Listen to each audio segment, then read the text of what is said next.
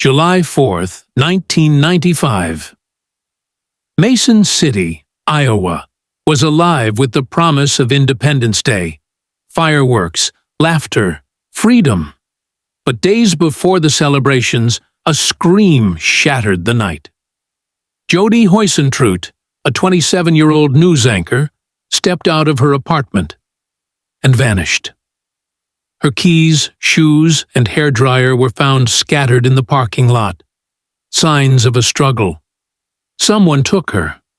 30 years later, as fireworks light up the sky, her family still waits for answers.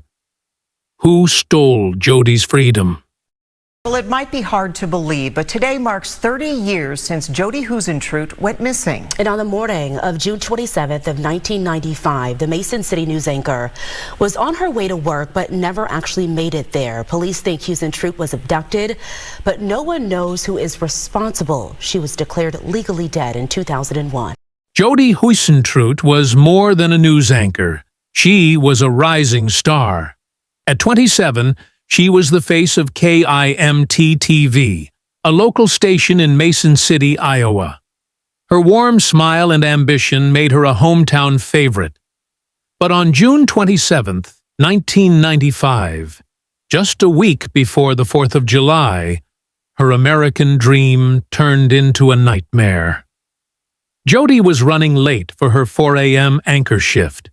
She called her producer, Amy Kunz, at 3:30 a.m. saying she'd overslept but was on her way. She never arrived. By 6 a.m., police were at Jodi's apartment. Her red Mazda Miata sat untouched in the parking lot.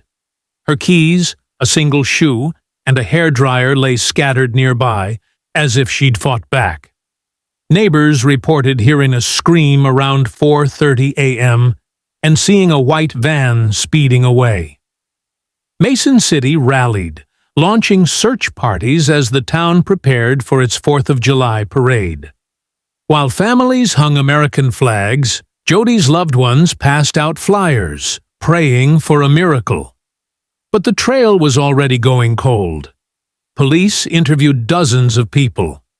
Jodi's friend John Vansis, a local businessman, raised eyebrows. He was older, seemed overly attached to Jodi, and even named his boat after her.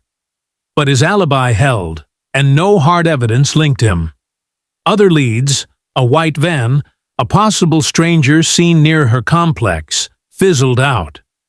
By July 4th, 1995, as fireworks lit up the sky, Jodi's case was slipping from the headlines, overshadowed by the nation's celebrations. Jodi's sister, Joanne Natha, later shared how the holiday felt like a betrayal. "Everyone was celebrating," she said in a 2020 interview, "but we were grieving." The contrast between the town's joy and the family's pain left a lasting scar. Here's where the story takes a dark turn. Months before she vanished, Jodi confided to friends she felt watched. Strange phone calls, footsteps behind her, an uneasy feeling that someone was too close. Was Jodi being stalked? Police zeroed in on John Vansis. He'd thrown Jodi a birthday party, wrote her poems, and seemed fixated. But his story checked out, or so they thought. Then, in 1999, a shocking twist.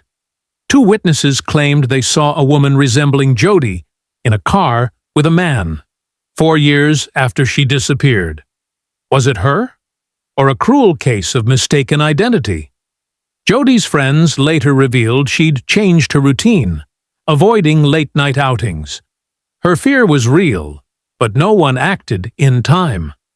The 1999 sighting, though unconfirmed, fueled hope and heartbreak for her family, who clung to the possibility she was still alive.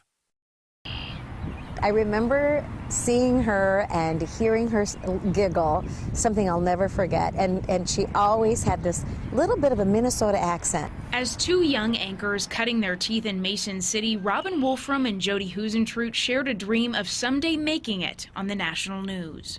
On June 27th of 1995, that dream was snuffed out when Jodi mysteriously went missing. That night, it was on national news, and I looked up, and just the sickening sense that I got about, this is not what we meant about being on national news, and even all these years later,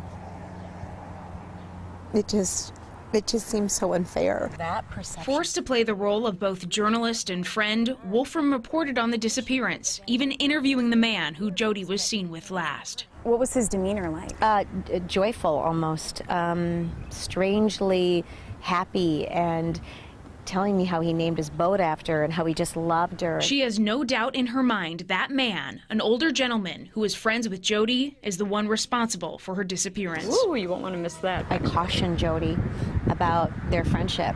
In television, we have a gut instinct about things. My gut and my instinct tells me that he's responsible. What if Jodi wasn't a lone victim? In the 1990s, the Midwest was a hunting ground for predators.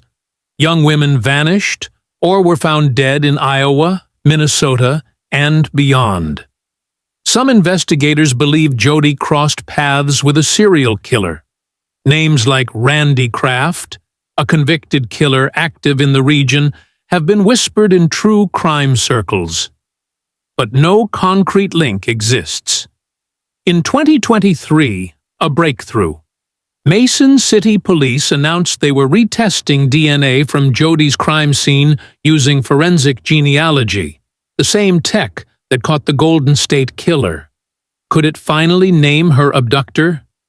This month, July 2025, ABC News and Hulu are releasing Her Last Broadcast, a docuseries diving deep into Jodi's case.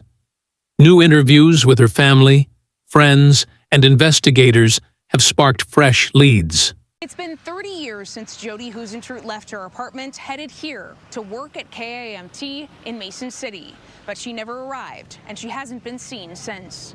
So I never thought in a million years that she just would not show up that morning. 30 years have passed since June 27, 1995, but the memories of that day are still fresh for her former coworkers at the small TV station. Amy Coons was the last person to speak with Jodi, calling her up when she realized the morning news anchor was running late. And then later on that day for the noon news, I had to go on and be the first person at KIMT to break the news that Jodi had been abducted. Online true crime communities are buzzing with theories. A local cover-up, a transient killer, or even a police oversight. The case has never been hotter. Forensic experts say the DNA retesting could take months, but Jodi's family holds on to hope. Her sister Joanne said in a recent interview, "Every 4th of July, I pray for a miracle." The holiday, meant for celebration, is now a painful reminder of their loss. On July 4th, 2025, as America celebrates freedom, Jodi Huisentruit's case remains a wound that won't heal. Was it a stalker who knew her every move? A serial killer passing through the night? Or a truth we've yet to uncover? 30 years later, her family begs for closure. This Independence Day, as fireworks light the sky, ask yourself, could you hold the key to Jodi's story? Share your theories with hashtag Jodi Huisentruit Mystery and help bring her home. Jodi's mother, Imogene, passed away without answers, but her sister Joanne carries the torch. She deserved to shine, Joanne said. This 4th of July, let's honor Jodi by keeping her name alive.